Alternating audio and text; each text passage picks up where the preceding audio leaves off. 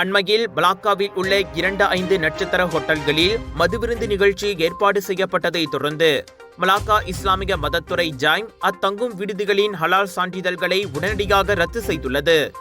அவ்விருந்து நிகழ்வில் ஹலால் சான்றளிக்கப்பட்ட தங்கும் விடுதிகளின் சமையலறை பாத்திரங்களும் உபகரணங்களும் பயன்படுத்தப்பட்டதை அறிந்த பொதுமக்கள் ஜாய்ம்க்கு கொடுத்த புகாரின் அடிப்படையில் இந்நடவடிக்கை மேற்கொள்ளப்பட்டதென்று மாநில கல்வி, உயர்கல்வி மற்றும் மதவிவகார எஃப்கோ டத்தோ ரஹ்மான் மரிமான் கூறியுள்ளார். ரத்து செய்யப்பட்ட சான்றிதழை திரும்பப் பெற அவ்விரு தங்கும் விடுதிகளுக்கும் 3 மாத கால அவகாசம் வழங்கப்பட்ட நிலையில் சம்பந்தப்பட்ட அவகாசத்தில் அவர்களின் செயல் திருப்திகரமாக இல்லையெனில் மலாக்கா இஸ்லாமிய மதத்துறை அவ்விண்ணப்பத்தை நிராகரிக்கும் என்றும் அவர் மேலும் தெரிவித்துள்ளார். இவ்விவகாரத்தை கருத்தில் கொண்டு மாநில அரசின் உறுதிப்பாடுகளுக்கிணங்க ஹலால் சான்றிதழ்களை பெற்ற வணிகத்தினர்கள் மிகுந்த கவனத்துடன் செயல்பட வேண்டும் என்றும் அறிவுறுத்தப்பட்டுள்ளனர்.